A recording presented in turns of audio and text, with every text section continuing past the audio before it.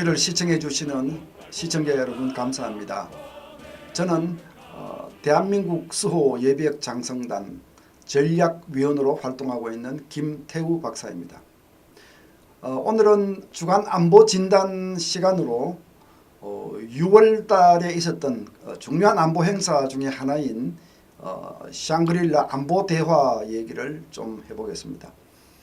샹그릴라 안보 대화는 아시아 안보 대화의 약칭이죠. 여기에는 아시아와 미국 그리고 중요한 국가들의 국방 순회들이 참여하는 다자 안보 회의체입니다. 굉장히 중요한 다자 대화체이죠. 이게 지난 6월 1일, 2일 양일간 싱가포르에서 열렸는데요. 여기에서 중국 국방장관 웨이퐁호 장관의 연설이 단연 압권이었습니다. 대단히 강력한 톤으로 미국을 향해서 경고를 발했는데요. 우리 언론들이 이 부분에 대해서 별로 관심을 두지 않은 것 같습니다. 그래서 제가 오늘 웨이퐁호 장관의 연설을 요약해서 제가 다시 한번 발표를 해보고 그 의미를 음미해보는 그런 시간을 갖도록 하겠습니다. 자, 그럼 제가 6월 2일 웨이 장관 연설을 한번 요약해서 제가 웨이 장관인 양 발표를 한번 해보겠습니다. 우리는 대만 및 남중국해와 관련한 미국의 잘못된 말과 행동에 단호히 반대한다. 평화와 개발 그리고 갈등과 대립 중에 어느 쪽을 택해야 하는가? 그런데도 어떤 나라, A certain country라고 했습니다. 어떤 나라는 분열과 적대심을 조장하고 대립을 촉발하여 지역에 개입하여 걸핏하면 무력에 호소한다. 개방과 포용 그리고 고립과 배척 중에 어느 쪽을 택해야 하는가? 그럼에도 어떤 나라는 배타적인 보호주의와 일방주의 그리고 독선을 앞세우고 있다. 윈윈 협력과 제로섬 게임 중에 어느 쪽을 택해야 하는가? 지금 150개 국가가 제로섬보다는 윈윈 협력을 위해 중국의 1대1로 구상에 동참하고 있다. 문명 간 상호 존중과 독선 및 편견 중에 어느 쪽을 택해야 하는가? 당연히 문명 간 상호 존중이 필요하고 흑인 노예 거래, 미국 인디안 추방 등 역사의 상처들을 잊어서는 안 될 것입니다. 그런데도 어떤 사람들은 인종차별적인 문명 충돌 아이디어를 끄집어낸다. 중국 정부와 인민해방부는 지역 및 세계 안정과 번영을 위한 임무를 확고히 수행할 것이다. 최근 무분별하게 중국 위협론을 부풀리는 사람들이 있는데 중국에 대한 오해가 한 원인이기도 하지만 이보다는 편견과 숨겨진 속셈, 히든 아젠다라고 했습니다. 숨겨진 속셈이 더 원인이다. 중화인민공화국은 창설 이래 70년간 전쟁을 도발하거나 단 1인치의 타국의 땅을 침범한 적이 없다. 중국의 군사 전략은 적극적 방어에 기초하지만 공격을 받으면 반격한다는 확고한 원칙을 가지고 있다. 중국은 다른 나라를 욱박지르거나 약탈한 적이 없지만 다른 나라가 우리를 욱박지르거나 약탈하는 것은 용인하지 않는다. 세계 평화와 안정에 기여하는 인민해방군의 임무를 감안할 때 중국의 현 국방비는 합리적이고 적절한 수준이다. 중국은 중국의 합법적 이익을 결코 포기하지 않을 것이다. 이와 관련하여 다음과 같이 입장을 밝힌다. 첫째, 미국이 분열될 수 없듯 중국도 분열될 수 없다. 대만의 민진당 정부는 중국의 분열을 시도하지 않아야 하고 외세 개입은 반드시 실패로 끝날 것이며 인민해방군의 의지를 과소평가하는 것은 대단히 위험한 일이 될 것이다. 둘째, 남중국해에서 분란을 일으켜 이익을 챙기려는 세력이 있다. 매년 10만 척 이상의 선박이 드나드는 남중국해를 위협하는 것은 자유의 항행이라는 미명하에 무력을 과시하는 외부 세력이다. 중국이 남중국해 섬들의 군사시설을 구축하는 것은 위협에 대비하는 합당한 주권 행사이다. 셋째, 북핵 문제와 관련해서는 미국과 북한이 냉정한 자세로 상호 입장을 수용하여 같은 목표를 향한 협력과 대화를 이어가기 바란다. 국제사회는 북한의 정당한 우려에 화답하여 정당한 우려를 concern이라고 했습니다. 정당한 우려에 화하여 적절한 과정을 거쳐 제재를 완화 해제하는 조항을 발동하기 바라며 조속한 한반도 종전선언을 희망한다.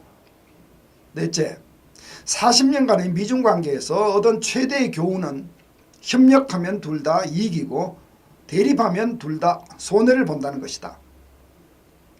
앞으로 갈등 회피, 대립 회피, 상호 존중, 윈윈 협력 등을 통해 미중 관계를 올바른 방향으로 발전시켜 나가기를 희망한다. 네, 이상이 중국 국방장관이 이 샹그릴라 대화에서 행한 연설입니다. 물론 그 전날인 6월 1일 미국의 셔나한 국방장관 대행이 이 대만과 관련한 발언을 했습니다. 대만 관계법에 따라서 미국은 앞으로도 대만과 관계를 계속하겠다라는 말을 한 것이죠. 어떻게 보면 여기에 대한 답변 형식으로 중국 국방장관이 답을 한 것인데요. 상당히 내용이 격앙되어 있고 강력하다는 것을 알 수 있습니다. 제가 나름대로 분석을 해보면 한 4가지 의미가 있는 것 같습니다. 첫째로 이 연설 내용에 보시다시피 중국의 사회주의 체제에 대해서 여전히 많은 선전을 하고 있고요. 중국 군사력에 대한 상당한 자부심을 표출을 했습니다. 그리고는 이 중국이 이 평화와 협력을 사랑하는 나라인데 비해서 미국은 그렇지 않다라는 점을 적극적으로 얘기를 하고 있죠. 그러나 과연 이 내용이 올바른 것이냐 하는 문제는 시청자 여러분의 판단에 맡기도록 하겠습니다. 사실 중국은 지금까지 그 어떤 나라를 약탈한 적도 없고 욱박지른 적이 없다라고 얘기했지만 우리 한반도는 중국 대륙으로부터 과거 역사를 통해서 900회 이상 침략을 받아왔죠. 사실 중국 국방장관이 이런 얘기를 하면서 우리는 이 과거 역사를 되새겨보지 않을 수 없는 것이죠. 두 번째 연설에 담긴 내용을 보면 대만에 대해서 매우 강력한 경고를 하고 있다.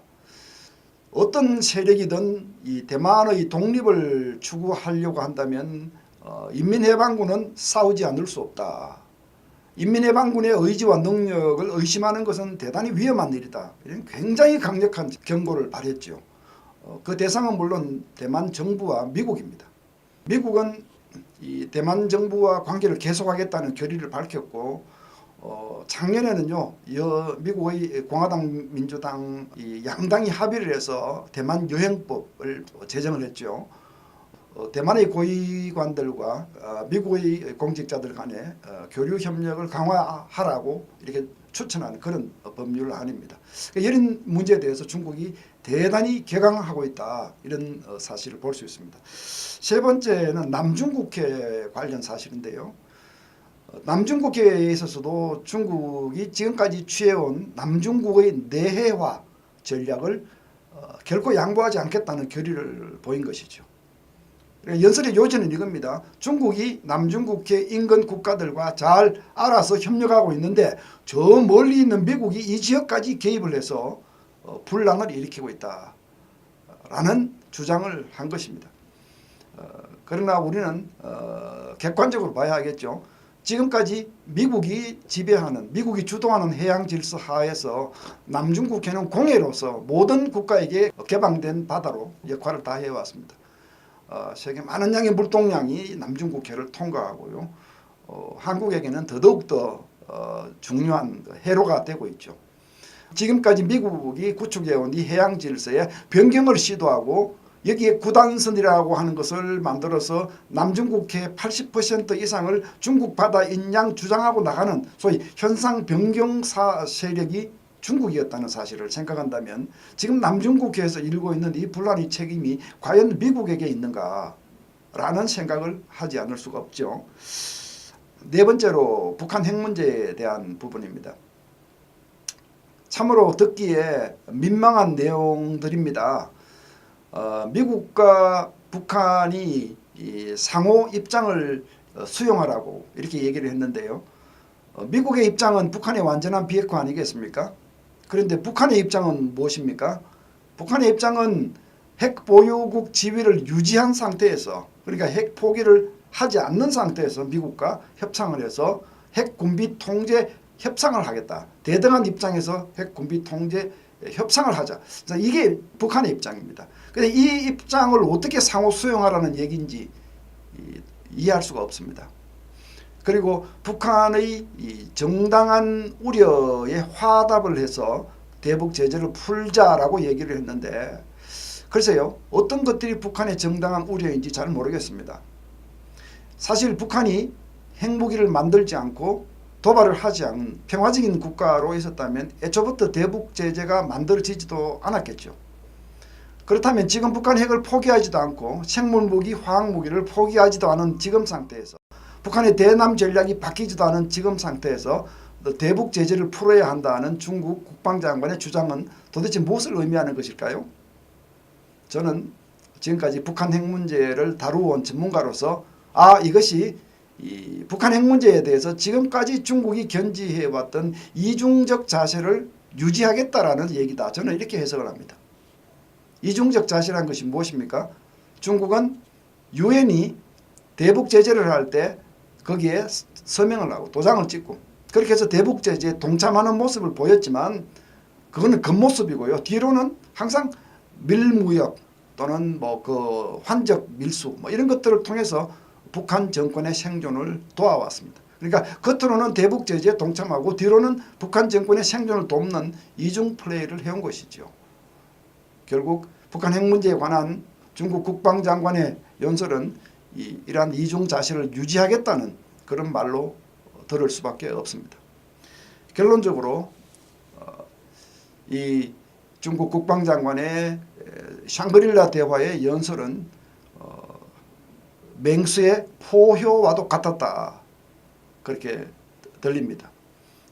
미국과 대만에 대해서 강력한 경고를 바라고 지금 중국이 가고 있는 팽창주의 중국 행보 주변 국가들에게 수직적 질서를 요구하고 미국 중심적으로 짜여있는 현 국제 구도를 중국 중심적으로 바꾸려고 하는 굉장히 큰 야심을 드러낸 그런 연설이라고 봅니다. 그래서 저는 이것이 마치 맹수의 포효처럼 들린다. 그렇게 제가 제목을 달았던 것이고 한마디로 get out of my way. 미국에 대해서 나의 길을 방해하지 말라고 강력히 외친 것이다. 저는 그렇게 해석을 했습니다. 이 연설을 보면서 한국 국민은 지금 미국과 중국 간에 전개되고 있는 패권 경쟁이 얼마나 치열한 것인가를 새삼 실감할 수 있으리라고 생각하고요. 이 미국과 중국 간의 패권 경쟁은 향후 20, 30년 동안 지속될 장기적인 대결이기도 한 것입니다. 지금 미국 국민은 중국이 급격히 경제력을 키우고 군사력을 키우고 또 정보시장을 독점하려고 하고 있고 소위 지금까지 미국이 구축해 놓은 직서들을 무너뜨린 새로운 현상 타파 세력으로 부상하고 있다는 사실을 굉장히 중시하고 있고 트럼프 대통령이 미국과 기술전쟁, 무역전쟁을 벌이는 것은 바로 이 미국 국민들의 결기를 대변하는 것이라고 생각합니다. 한국은 미국과 동맹국입니다. 대중관계, 한중관계 대단히 중요합니다. 저 역시 중국과의 우호적인 비적대적인 관계를 유지하기 위해서 굉장히 노력하는 전문가 중에 한 사람입니다. 그러나 착각은 하지 말아야 합니다. 대한민국의 주된 위협은 지금까지 북한으로부터 내려왔고 중국은 북한과 군사동맹국입니다. 한반도 유사시 대한민국을 도울 수 있는 나라는 중국이 아니고 미국입니다. 한국은 결코 이런 점을 착각하지 말아야 하겠습니다. 오늘 안보 진단, 주간 안보 진단 여기까지로 마치도록 하겠습니다. 장군의 소리를 시청해 주시는 시청자 여러분 다시 한번 감사를 드립니다. 감사합니다.